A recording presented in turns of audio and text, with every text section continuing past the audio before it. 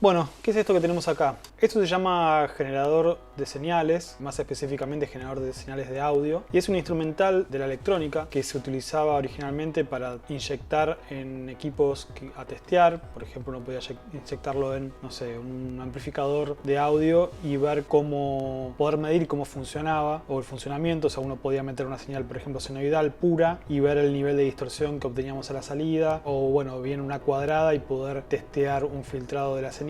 Bueno, tiene muchas aplicaciones dentro de la electrónica, dentro del área de medición, de electrónica y demás. Y bueno, se siguen utilizando hasta el día de hoy, solamente que bueno, los equipos de hoy en día suelen ser digitales o transistorizados. En este caso es un equipo valvular que se fabricó acá en Argentina por la empresa Laboratorios Eléctricos Argentinos, más o menos calculo finales de los años 50. Este equipo es totalmente valvular, o sea, está todo hecho en base a válvulas, es de alguna manera pre-transistores. Si bien la tecnología de transistores ya existía, todavía seguía siendo costosa y bueno, estos sistemas valvulares funcionaron y se hicieron, digamos, por mucho tiempo. El motivo por el cual lo quería mostrar es porque con estos equipos se inició la música electrónica. En Alemania en los años 40, en Radio Colonia se empezó a experimentar con un tipo de música creada no en base a sonidos acústicos, sino en base, y tampoco grabaciones como en el caso de Francia y la música concreta, sino en base a sonidos creados pura y exclusivamente por medios electrónicos. O sea, tratar de generar timbres o elementos que podían ser considerados musicales, pero en base a la construcción de sus parámetros más simples con elementos puramente electrónicos.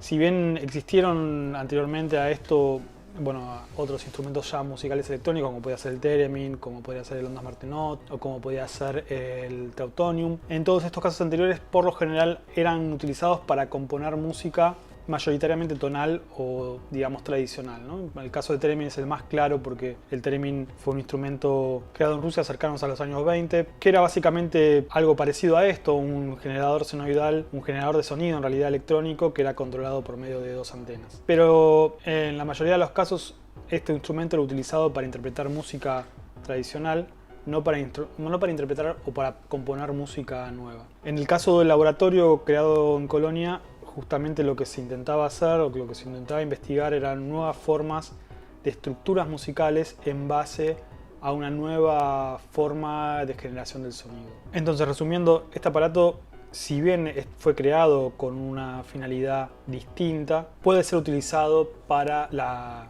interpretación de música por medio del control simplemente de la frecuencia o de la amplitud. Esto lo que tiene acá son unos controles bastante simples, o sea, es básicamente frecuencia, un control de rango, es un multiplicador de frecuencia, uno puede multiplicar estos valores por 1, por 10, por 100 y por 1000, o sea que tiene un rango aproximado de 170 Hz a 18.000 Hz, casi todo el rango audible. Un control de su forma de onda, que puede ser senoidal, o sea un tono puro o una onda cuadrada, con todo su componente armónico. Luego un control de amplitud de salida, o sea podemos controlar frecuencia y amplitud, los dos controles básicos y necesarios para poder generar una interpretación musical, ¿no? O sea, cualquier instrumento lo más básico que tienen es un control de cuándo suena y bueno, qué frecuencia quiero que suene o qué nota quiero que suene. Aquí arriba también un control de amplitud, digamos, más por pasos, que uno puede entenderlo por medio de voltaje o por medio de decibeles, pero bueno, el control de volumen va de 0 a un máximo por medio de esta perilla de acá.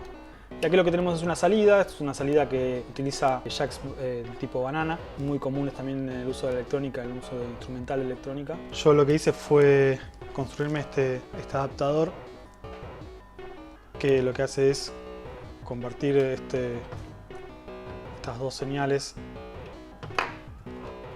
a un jack de tipo plug para poder conectarlo más fácilmente a una consola y demás. Y bueno, primero vamos a abrirlo un poco y vamos a ver de qué está hecho por adentro y después vamos a hacer algunas pruebas. Bueno, en primer lugar, les recomiendo que si alguna vez compran un equipo de este tipo, un equipo que tenga más de 40, 50 años, no enchufarlo directamente, ya que este tipo de equipamientos, ahora vamos a ver, pero suelen tener los capacitores pinchados, ya muertos, y muchas veces eso hace que entren en corto y que puedan quemar alguna válvula o algún elemento, y además de que bueno, pueden ser peligrosos también. Estos equipos también, si los van a abrir, tienen que estar muy seguros de lo que están haciendo porque son equipos que manejan muchísimo voltaje. Entonces, no es para cualquiera. Yo lo que por lo general suelo hacer es, primero que nada, con este ya lo hice, ahora lo voy a mostrar, pero es recapearlo todo, o sea, cambiar todos los capacitores que haya en el circuito por capacitores nuevos. Eso es lo principal. Y luego ponerle un cable con conexión a tierra. ¿Por qué? Porque el chasis por lo general es metálico y por más seguridad es recomendable ponerle un cable de ese tipo. Hay que pensar también que este tipo de equipamientos fue fabricado en otros tiempos donde quizás no había tantas normativas de seguridad con la electricidad como las hay ahora, entonces por muchos factores pueden ser equipos peligrosos de manipular si están en mal estado y si no se sabe bien cómo funcionan, ¿no? Porque bueno, tampoco sabemos qué voltaje puede haber a la salida y demás, así que lo recomendable es, bueno, primero que si no saben, no meterle mano, y segundo que si saben, leer obviamente el manual y el funcionamiento para saber bien dónde meter mano.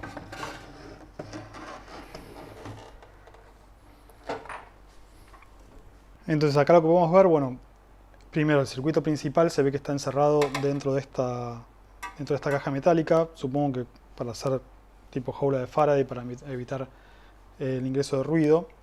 Acá al costado tenemos el transformador principal que transforma, digamos, el 220 a las distintas tensiones que maneja el equipo. Luego este tipo de latas que podemos ver acá en general son capacitores. En este caso, como podemos ver, es de 32 microfaradios. Muchas veces son varios capacitores metidos en una sola lata y lo ideal es simplemente cambiarlos, o sea, cortando las patas si uno quiere mantenerlo estético, dejando la lata, pero sí cambiarlo por abajo, digamos, por este lugar de aquí, de acá abajo, ponerle los capacitores nuevos y los que son correctos. Acá de este lado, por ejemplo, tenemos un capacitor que también por una cuestión estética se lo dejé, pero el de al lado es el capacitor nuevo que puse. Y luego, bueno, acá algunas de las válvulas que también es siempre recomendable chequear, muchas veces están o quemadas o están gastadas y hay que cambiarlos. Esto se ve que venía originalmente con esto para absorber humedad, que también se lo dejé por una cuestión estética, aunque lo podría reemplazar por uno nuevo, no sé si tiene vencimiento de tipo de cosas. Y acá el cable de 220 con su cable a tierra, su conexión a tierra para tener mayor seguridad. Este oscilador está hecho con un circuito que se llama oscilador de puente de Wien, W-I-E-N, no sé bien cómo se pronuncia, y es una forma muy eficiente y de muy baja distorsión para conseguir ondas senoidales de manera analógica. El circuito moderno está derivado de una tesis que hizo William Hewlett, que es el cofundador de la empresa Hewlett Packard.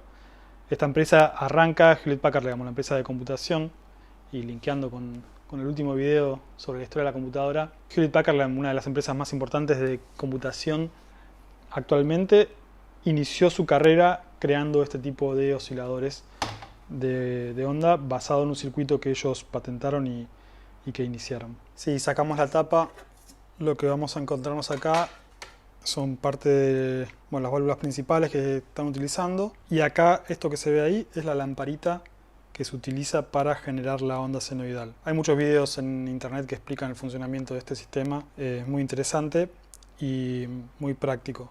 Y esto de acá que tenemos es el capacitor variable que se utiliza para controlar la frecuencia general. Y estos de acá, estas latas de acá, también son capacitores que también, si bien se ven todavía, fueron reemplazados por capacitores modernos más chiquitos y que están puestos por abajo, y dejé las latas para, como decía, mantener la cuestión estética del aparato. Tratar de dejarlo lo más original posible.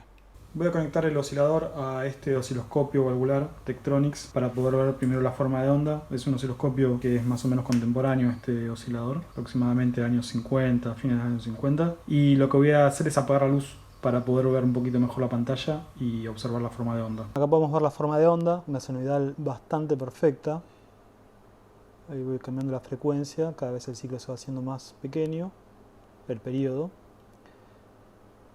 A medida que aumento la frecuencia, el periodo disminuye. Acá cambio, está en el multiplicador por 1000, ahora pasé a 100.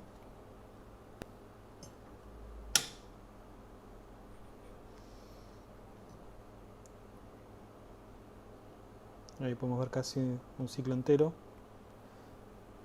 Y lo que voy a hacer ahora es pasarlo a una señal cuadrada.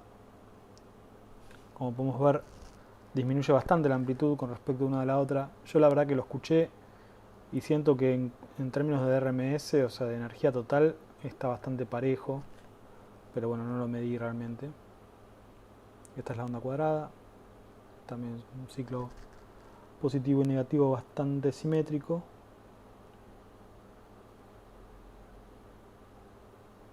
Calculo que esta cuadrada, que obviamente es de la misma frecuencia que la senoidal, como podemos ver, debe estar hecho con algún tipo de comparador interno que transforma la senoidal en una señal cuadrada.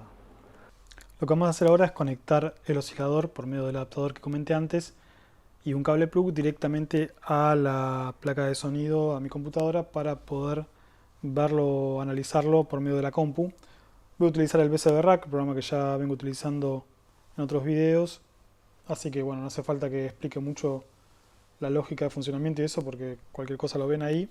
Acá lo que tenemos en la pantalla del VCB son estos dos módulos en principio, que uno representa lo que es la entrada de sonido, o sea, donde está llegando el oscilador, y el otro la salida a mi monitoreo, que bueno, en este caso son mis auriculares. Si yo conecto la entrada a la salida, voy a escuchar el oscilador tal y como está. Yo lo que puedo hacer también es, para poder visualizar la forma de onda, es conectar un osciloscopio y podemos ver la senoidal y cómo cambia su periodo en función de que yo varía la frecuencia, y por supuesto también cambia la afinación, ¿no? También puedo conectarle un analizador de espectro para poder visualizar el componente armónico de la señal, y en el analizador de espectro, que como ya saben esto es amplitud en frecuencia, podemos observar que bueno, está la frecuencia fundamental, ¿no?, que está oscilando, que es esta de acá, la que mayor amplitud tiene, y luego hay dos armónicos más que en teoría no deberían de estar, porque esto es una onda senoidal pura, con lo cual lo que podemos deducir de esto es que hay una leve distorsión en la señal. Esto, digamos, obviamente se sabe que va a ser así porque no es posible, más allá de la teoría, obtener una onda pura 100%. No existe el equipo de sonido que no genere ningún tipo de distorsión. Siempre hay algo de distorsión. Lo que no sabemos acá es qué lo está generando, si lo está generando mayoritariamente el oscilador, si lo está haciendo la placa de sonido, si lo hace el programa, no sé.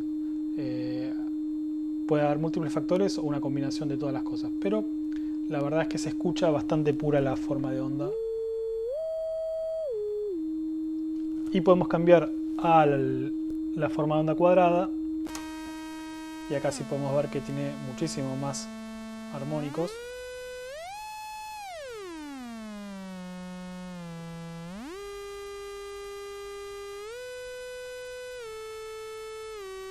Incluso podemos ver que tiene una distribución rara de armónicos, de hecho. Y puedo, por supuesto, también procesar este sonido por medio de un filtro. Vamos a pasarlo por un filtro paso abajo.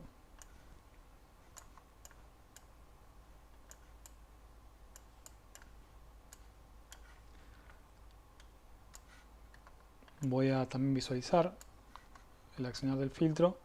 Fíjense que en violeta está el filtro, la señal después del filtro, y en verde la señal pura. Vamos a escucharlo también.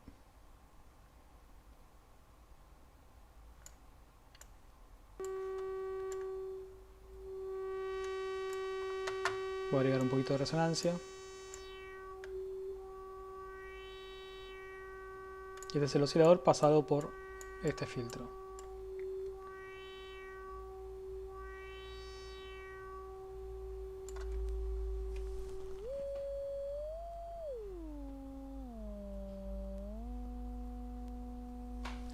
Pero bueno, no me voy a detener mucho en esto. Quiero mostrarles en realidad dos condimentos muy simples que se le pueden agregar a un oscilador, que van a hacer que, básicamente utilizando una reverb y un delay corto, digamos, sin mucho feedback y con poca amplitud, digamos que apenas se perciba ese delay, y luego una reverb considerable,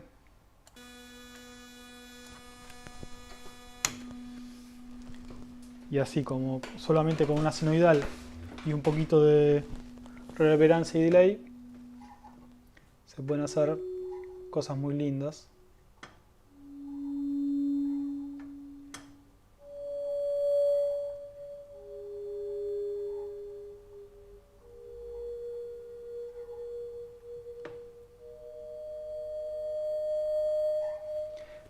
Se puede sobre todo también jugar mucho con el ataque, ¿no? O sea, la perilla puede tener un ataque rápido y un decaimiento lento.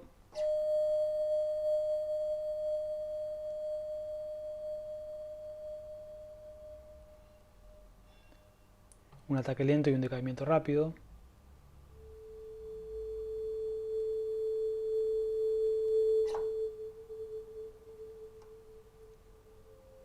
O una combinación de ambos, ¿no?